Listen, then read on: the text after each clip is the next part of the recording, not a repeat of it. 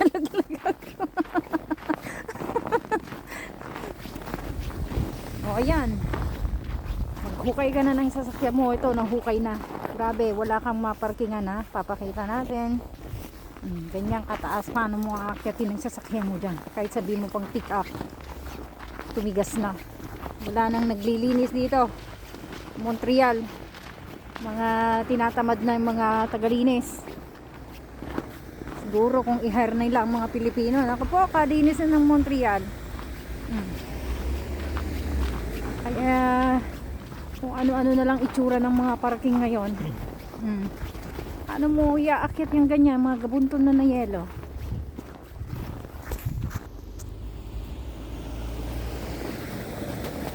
Oh, ang taas. Wala pang naglilinis. May snowstorm na naman kami sa linggo hanggang Lunes, 2 araw. Paano na tayo paparking nito? Mga walang parkingan, walang garage. Ay, tabunan na. Yan. Ayan, huwag niyong kakalimutan ha na mag-subscribe dito sa Paracoy Vlogs. Eto, yung mga update ngayon. Nung pagkatapos ng snowstorm namin, nung Webes, wala pa ring naglilinis. Ewan ko, mga tamad na ang mga tao dito na tagalinis sa ng Montreal. Oh, kaya kung ano-ano na lang yung pwesto ng mga sasakyan ngayon. Yan. Hapon na dito sa amin sa Montreal. So, ano ba sa Pilipinas ngayon? Gabi. Alas 3 na ata dyan ng madaling araw. So, good morning, good afternoon, good evening sa ating lahat. At heto na naman ang Paracoy Vlogs. Don't forget to subscribe, like, share, and comment.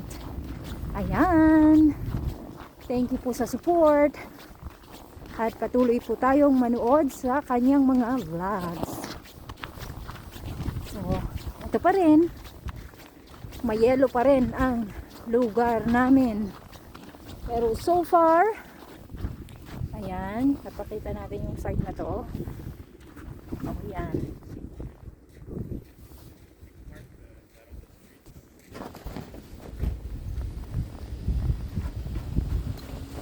Ito pataas.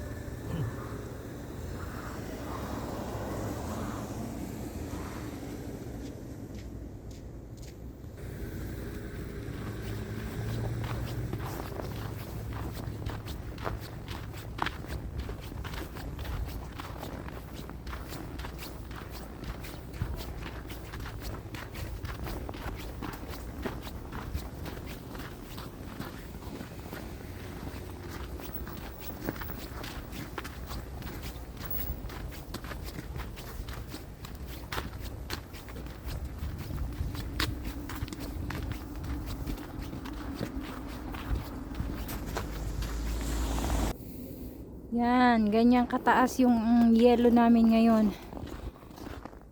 Taas.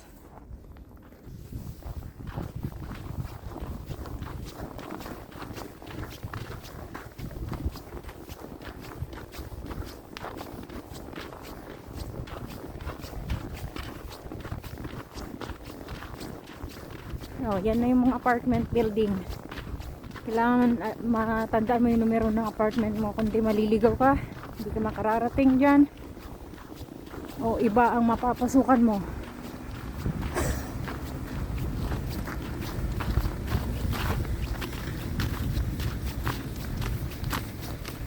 Kita ka dito sa vlog.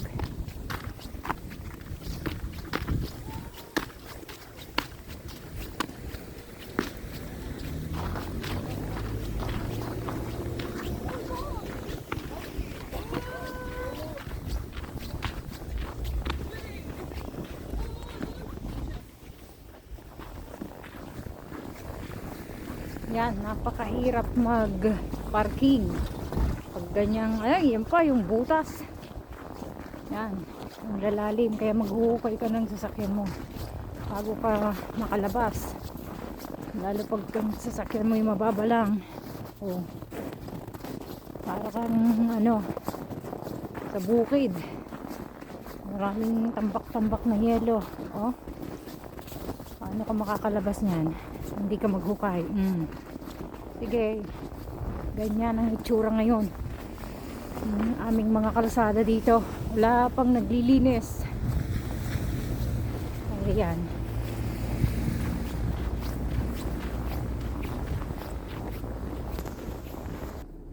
O yan, natabunan yung sasakyan. Oh. Yan.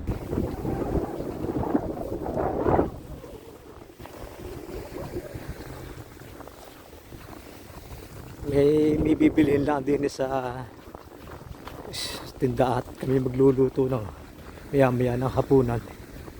Bili muna ng parikado. Yan sa Doktan. Marche Doktan. Punta lang kami dito. Himili lang kami. Ayan. Paa ng baboy. Masarap pang crispy pata. Nandito kami nag-grocery kasi marami ditong produkto ng Mga naghahanap Pinoy. ng shiratake, ang mura. Yan. Oh. Basta Asian store. Yan, maraming produkto ng Pinoy. Yun ang gusto natin eh. Yung ating nakasanayan.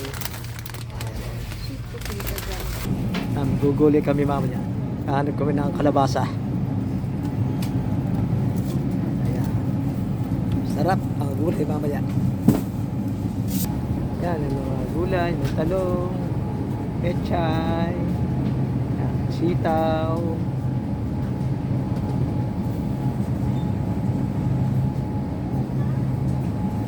Ayan, may nakilala pa ako din, content creator din. Pinoy, Pinayan. Mamaya, papalo ko siya. Mamaya.